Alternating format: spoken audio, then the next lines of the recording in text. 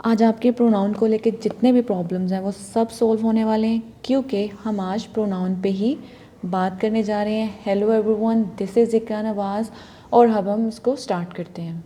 सो pronoun क्या है? Pronoun, ठीक है। सबसे पहले तो हमें नाउन का पता होना चाहिए। जिस चेयर या जिस सोफ़े पे आप बैठे हुए हैं, क्या ये नाउन है? या जो मोबाइल आपके हाथ में पकड़ा हुआ है वो नाउन है? या आपका जो अपना नाम है वो नाउन है? गर्ज़ आपके पास जितनी भी चीज़ें पड़ी हुई हैं सब नाउन है। क्यों? क्योंकि नाउन क्या है? किसी भी पर्सन, प्लेस या थिंग का नाम है। अब बात यह है कि जब हम किसी भी एक नाउन के बारे में बात करते हैं तो हम उसका हर नाउन का एक स्पेसिफिक नाम होता है ना। जैसे ये जिस सोफ़े पे आप बैठे हुए हैं तो वो सोफ़ा है।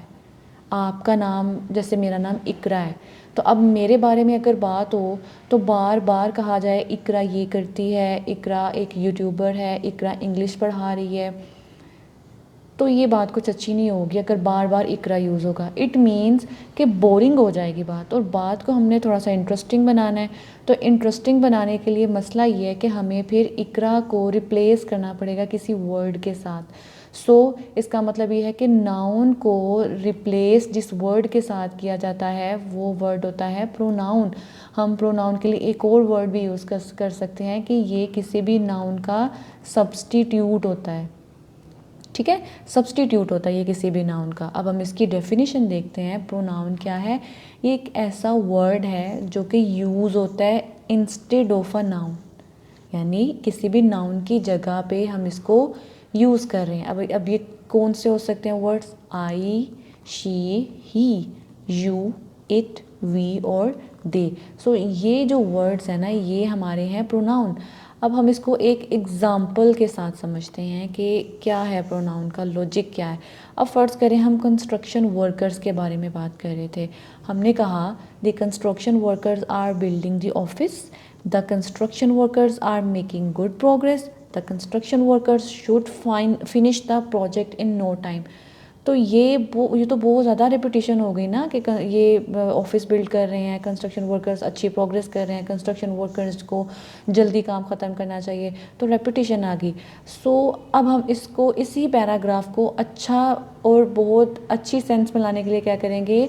हम अब इस नाउन को हम रिप्लेस करेंगे प्रोनाउन में। अब वो क्या है? वो ये है कि the construction workers are building the office, और अब हम यहाँ पे यूज़ करेंगे they are making good progress, they should finish the project in no time. अब इससे आपको एग्जैक्ट क्लियर हो गया होगा कि प्रोनाउन क्या है। अब हमारी अंडरस्टैंडिंग हो गई है प्रोनाउन होता क्या है। हमें ये पता चल गया कि जो प्रोनाउन है ये किसी भी नाउन के सब्स्टिट्यूट के तौर पे काम करता है, इसने उसको रिप्लेस किया है, राइट। अगर मेरे बारे में बात हो रही है तो मेरा नाम इकरा है, ठीक है, और मैं इस टाइम वीडियो रिकॉर्ड कर रही हूँ। इस तरह नहीं कहेंगे कि इकरा वीडियो रिकॉर्ड कर रही है, इकरा के पास मोबाइल है, ये नहीं, राइट। अब हम इसकी टाइप्स की बात करते हैं। अब जैसे फ़र्ज़ करें ना, मैंने यहाँ पे दे लगाया है, तो अब मुझे पता होना चाहिए ना कि ये प्रोनाउन की कौन सी काइंड है। अब हम इसकी काइंड्स की तरफ बढ़ते हैं। सबसे पहले इसके आते हैं possessive pronouns, personal pronouns, relative pronouns, reflexive pronouns, indefinite pronouns, demonstrative pronouns, interrogative pronouns, intensive pronouns. अच्छा, कुछ काइंड्स ऐसी हैं कि जो जिनके नाम को पढ़ने के बाद ही हमें पता चल रहा है कि ये प्रोनाउन किस स्पेसिफिक पर्पस के लिए यूज़ हो रहे हैं। अब जैसे हम बात करते हैं पर्सनल प्रोनाउन की, पर्सनल प्रोनाउन, राइट। हमने नाउन के बारे में अभी पढ़ा था कि नाउन क्या चीज़ है? किसी भी पर्सन, प्लेस और थिंग का नाम है ना। तो प्रोनाउन की अगर हम बात करें पर्सनल प्रोनाउन की, तो ये वो वाले प्रोनाउंस होते हैं जो कि पर्सन्स को रिप्लेस करते हैं, ठीक है। जैसे इकरा था तो इकरा के लिए शी यूज़ होगा, पर्सन है ना। Personal pronouns are used as a substitute for person's name, right. Iqra के लिए मैंने शी यूज़ करना है, ठीक है। अब जैसे इब्रार है तो उसके लिए मैंने ही यूज़ करना है। ज़्यादा लोग हैं, 3 लोग हो गए, इकरा हो गया, इब्रार हो गया, हसन हो गया, तो ये ज़्यादा है तो इनके लिए दे यूज़ करेंगे, ठीक है। अब इस समय एक और चीज़ भी पता चल रही है, पर्सनल प्रोनाउंस सिंगुलर भी होते हैं और प्लूरल भी होते हैं, राइट। तो अगर हम इसको एक चार्ट की फॉर्म में देख ले तो ज़्यादा बेहतर हो जाएगा। जैसे जो सिंगुलर पर्सनल प्रोनाउंस हैं वो कौन से हैं, आई है, मी है, ठीक है, you, he, she, it, him, her, it, ठीक है ना। अब अगर हम इसके प्लूरल फॉर्म को देख लें तो वी, यू, दे, राइट। अब आपको इस चीज़ की समझ आ गई कि पर्सनल प्रोनाउंस कौन से होते हैं। ये वाले जो हमारे प्रोनाउंस हैं ये हमारे पर्सनल प्रोनाउंस हैं, ये इसकी सब्जेक्टिव फॉर्म है, ये इनकी ऑब्जेक्टिव फॉर्म है। अब नेक्स्ट हमारे पास आते हैं रिफ्लेक्सिव प्रोनाउंस, ठीक है। अब हमने कुछ वर्ड्स पढ़े होते हैं, my self, your self, him self. तो जिन जिन प्रोनाउंस के एंड पे हम सेल्फ लगा देते हैं ना, प्रोनाउंस के एंड पे सेल्फ लगा देते हैं, वो बन जाते हैं रिफ्लेक्सिव प्रोनाउंस, राइट। अभी हम समझ रहे हैं, हम प्रोनाउंस जो है ना हम उनको देख के बता रहे हैं कि ये कौन सी काइंड है प्रोनाउन की। अभी हम इसके रूल्स सीखेंगे कि रिफ्लेक्सिव प्रोनाउन कहाँ यूज़ करना है, कब यूज़ करना है, कब यूज़ नहीं करना, इनके साथ वर्ब सिंगुलर लगनी है, प्लूरल लगनी है। ये बातें अभी हम बिल्कुल डिस्कस नहीं कर रहे, अभी हम सिर्फ डिस्कस कर रहे हैं कि ये होते क्या हैं, राइट। अच्छा जी, अच्छा, रिफ्लेक्सिव प्रोनाउंस जो है ये भी सिंगुलर और प्लूरल होते हैं।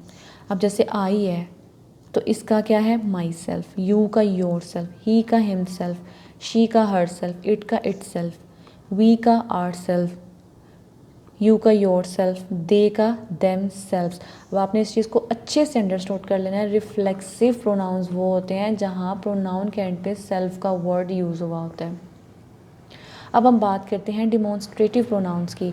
हमें इसका नाम ही बता रहा है कि डिमॉन्स्ट्रेटिव प्रोनाउंस कौन से हैं, किसी चीज़ को डिमॉन्स्ट्रेट कर रहे हैं ना, बता रहे हैं, किसी कोई स्पेसिफिक चीज़ की तरफ इशारा हो रहा है। They are use to point to something और समवन स्पेसिफिक।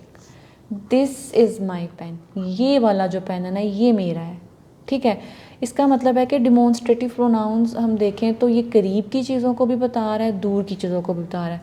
अगर हम इसको विजुअल की फॉर्म में देखें, अब जैसे ये करीब है, राइट, तो दिस इज़ एन एप्पल। लेकिन अगर यही दूर पड़ा हुआ है, हम डिमॉन्स्ट्रेट करें ना, हमने इसी सेब के बारे में बात की, दूर है तो हम कहेंगे दैट इज़ एन एप्पल, ये वाला। अगर ये ज़्यादा है, प्लूरल में है, तो दीज आर एप्पल्स। और अगर दूर है, डिमॉन्स्ट्रेट करें तो दोज आर एप्पल्स, ठीक है। डिमॉन्स्ट्रेटिव प्रोनाउंस पता चल गए, यानी दिस, दीज, दैट, दोज, ये वाले जो वर्ड्स हैं ये डिमॉन्स्ट्रेटिव प्रोनाउंस हैं। अब हम बात करते हैं इनडेफिनेट प्रोनाउन की। अब हमें यहाँ पे भी जो प्रोनाउन का नेम है ना, इनडेफिनेट प्रोनाउन, ये भी हमें क्लियर कर रहा है कि किसी ऐसी चीज़ की तरफ, किसी ऐसी शख्स की तरफ, ऐसी प्लेस की तरफ इशारा हो रहा है जो कि स्पेसिफिक नहीं है, वो इनडेफिनेट है। Indefinite pronoun does not refer to any specific person, thing और अमाउंट, यानी स्पेसिफिक बात नहीं हो रही। जिस तरह डिमॉन्स्ट्रेटिव प्रोनाउन जो हमने पीछे देखे उसमें स्पेसिफिक हो रहा था ना, दैट एप्पल, दिस एप्पल, यहाँ पे बात कुछ इस तरह से नहीं है। क्यों? क्योंकि हम एग्जैक्ट हमें पता नहीं है, नॉट डिफाइंड है। अच्छा जी, अब हम देखते हैं कि वो एग्जैक्ट वर्ड्स कौन से हैं जो इनडेफिनेट प्रोनाउन को डिस्क्राइब करते हैं। तो वो ये हैं, ऑल। अब ऑल की बात किया तो इसके अंदर हमने स्पेसिफिकली किसी चीज़ की तरफ इशारा नहीं किया, हमने कहा सारे। अब कितने हैं सारे नहीं पता। एनदर, कोई दूसरा, कौन सा वाला, नॉट, हमें नहीं पता। एनी, कोई भी भाई, एनीबडी, एनीवन, ठीक है। एनी और उसके जो दूसरे वर्ड्स हैं, anything, each, everybody, everyone, everything, few, many, nobody, none, one, several, some, somebody, someone, ठीक है। अब चूँकि हम बात कर रहे हैं, हम इसको इस तरह से देख रहे हैं, अब हमें पता कैसे चलेगा कि ये जो इनडेफिनेट प्रोनाउंस हैं ये सिंगुलर हैं, प्लूरल हैं, या ये कुछ इस तरह के है कि हम इनको सिंगुलर प्लूरल दोनों के फॉर्म में देख सकते हैं। तो इसको भी हम एक ग्राफ की फॉर्म में देख लेते हैं। अब जैसे जो ये वाले इनडेफिनेट प्रोनाउंस हैं ना, ये हमेशा सिंगुलर के लिए ही यूज़ होंगे, इन्हें हम प्लूरल के फॉर्म में यूज़ नहीं कर सकते। जो ये वाले 5 हैं ये प्लूरल में यूज़ होंगे, और जो ये वाले हैं इनको हम सिंगुलर और प्लूरल दोनों में यूज़ कर सकते हैं अपने सेंटेंस को देखते हुए, राइट। अब जैसे मैं आपको बताऊं तो जो एनी है, एनी को हम पहले देखते हैं, ठीक है। अगर अकेला एनी है तो हम इसको सिंगुलर प्लूरल दोनों में देखेंगे, यूज़ कर सकते हैं। लेकिन अगर इसके साथ बॉडी, वन और थिंग आ गया तो ये सिर्फ सिंगुलर, स्पेसिफिकली अब सिंगुलर हो गया, राइट। अब अगर हम इसको देखें नो को, तो नोबडी, नो वन, नथिंग, तो ये जो है यहाँ पे सिंगुलर में यूज़ होगा, लेकिन यहाँ पे सिंगुलर प्लूरल दोनों में यूज़ हो जाएगा। सेम अगर हम सम को देखें तो सम को, समबडी, समवन, समथिंग, तो ये सिर्फ सिंगुलर में यूज़ होगा, लेकिन यहाँ पे जो खाली सम है ये सिंगुलर प्लूरल दोनों में यूज़ हो जाएगा, ठीक है। तो इसको आपने अच्छे से ध्यान से देखना है, इसको आपने अच्छे से रिमेंबर करना है, इसको मेमोराइज़ करना है। क्यों? क्योंकि जब हमें करेक्शन के लिए क्वेश्चंस आते हैं तो हमें इसी चीज़ की करेक्शन आ जाती है कि एनदर लगाया हुआ है और वर्ब साथ में प्लूरल लगा दी हुई है। तो हमने देखे एनदर है तो जनाब हमें वर्ब, चूँकि सिंगुलर प्रोनाउन है तो इसके साथ वर्ब भी सिंगुलर यूज़ होगा। अब इंट्रोगेटिव, नाम से पता चल रहा है भाई क्वेश्चन कुछ करना है, कोई क्वेश्चन पूछने के लिए जो हम प्रोनाउंस यूज़ करते हैं वो इंट्रोगेटिव होते हैं। जैसे व्हाट, विच, हु, यूँ समझ लो कि डब्ल्यू फैमिली जो है ना ये वाली, ये इंट्रोगेटिव प्रोनाउंस हैं हमारे। डिस्ट्रीब्यूटिव प्रोनाउन, डिस्ट्रीब्यूटिव प्रोनाउन, ठीक है। अब ये क्या कर रहे हैं, they are refer to acknowledge more than one thing और person, although not collectively but individually. इसको हम कहते हैं डिस्ट्रीब्यूटिव प्रोनाउंस। कौन कौन से हैं? एवरी हो गया, ईच हो गया, everybody, everything, either, none, any, no, one and neither, right. ये हमारे कौन से हो गए? डिस्ट्रीब्यूटिव प्रोनाउंस हो गए।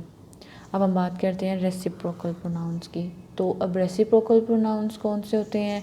ये दो होते हैं, ईच अदर और वन अनदर जो है ना, ये हमारे रेसिप्रोकल प्रोनाउंस होते हैं, राइट। ईच अदर और वन अनदर जो है हमारे रेसिप्रोकल प्रोनाउन है। इसका रूल मैं आपको बताती हूँ। जो ईच अदर है ये दो लोगों के लिए यूज़ होता है और वन अनदर दो से ज़्यादा लोगों के लिए यूज़ होता है।